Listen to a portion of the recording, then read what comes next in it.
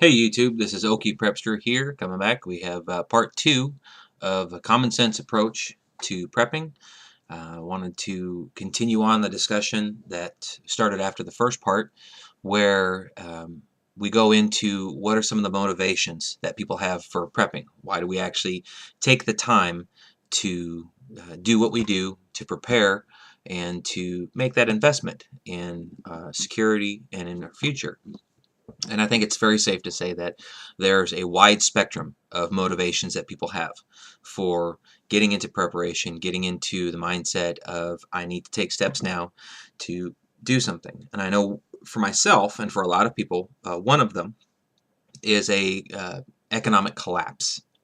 And that would be where the dollar continues to be devalued because of inflation, because of trade policy, because of government policies that have been in place for decades that have continued to undermine the strength and continuity of the U.S. economic strength.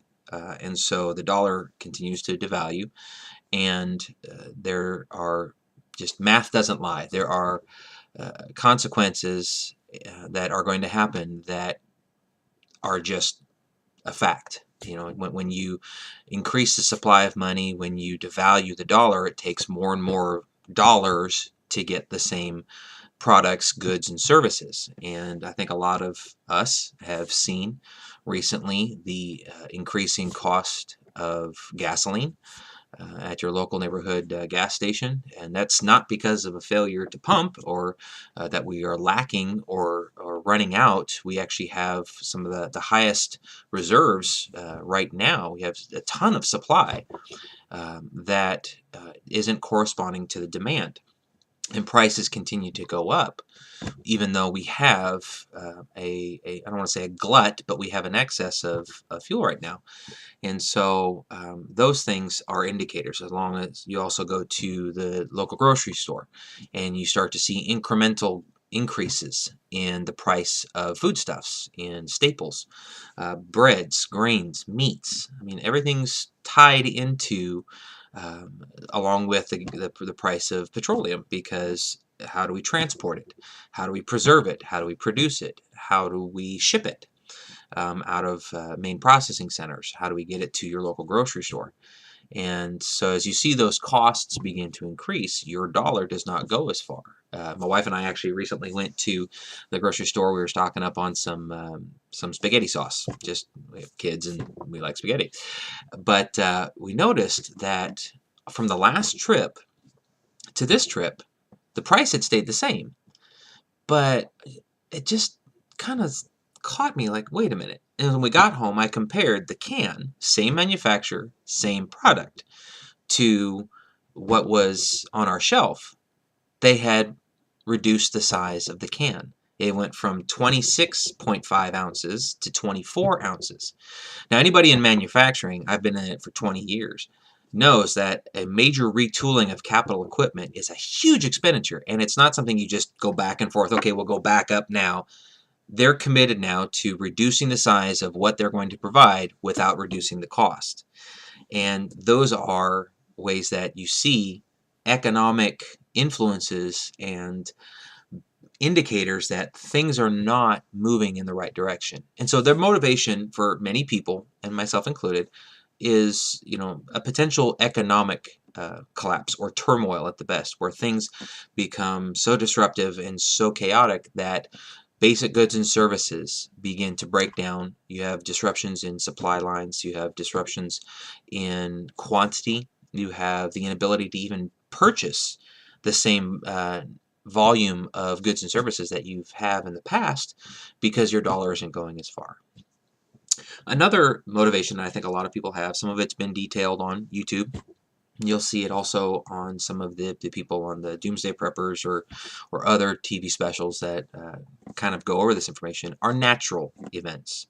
And these are things that are simple forces of nature that we can't prevent, we can only witness. And those obviously include hurricanes, tornadoes, you have earthquakes, and you might even have a solar event like solar mass ejection.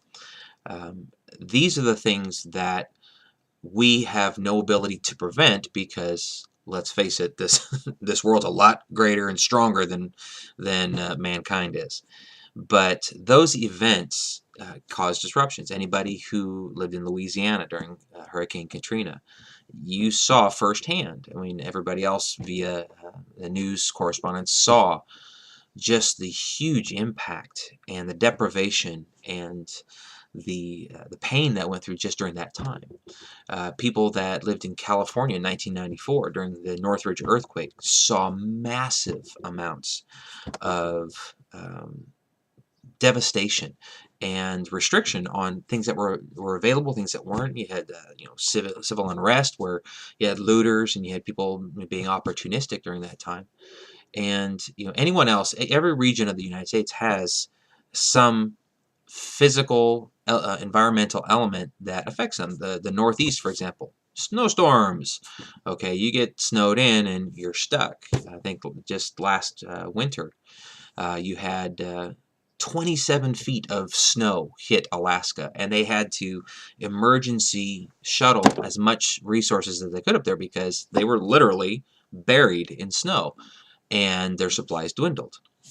And so here in the Pacific, in the Mid-America, we have tornadoes, Missouri and Joplin. I mean, that just wreaked so much havoc in that town, and yet we had an infrastructure at the time to help kind of bring in supplies after the fact. But natural events as a motivation, that is something that is a historical consistency. It's one of the few things that something will happen at some point in time.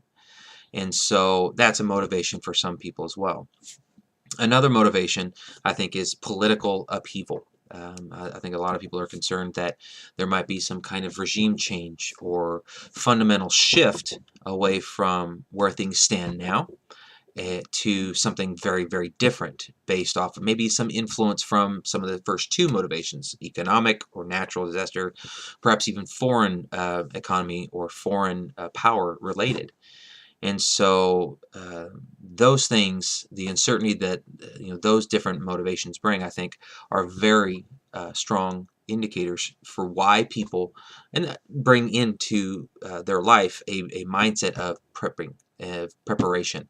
Now, there might be something else out there, or someone out there might be saying, "You didn't say this." Well, I'm giving kind of an overview of some of the main parts, the main reasons why people are doing it. Everybody has a specific one, and there might be something tailored to more of what their experience is and what their concern is based on. But as we look at some of the common sense approaches to why are we prepping, why are we doing this, it's also good to know why the motivations exist, and we take them seriously. We don't obsess about them. We're not paranoid about them, but we realize that there's enough uncertainty in life that these things are a valid and justifiable reason to move forward in a mindset preparation. Next part, we're going to go into some of the initial things for someone who's never prepped before, who's never dealt with this before. What can I do? And so look forward to seeing you in part 3. I hope you've enjoyed it. Thanks.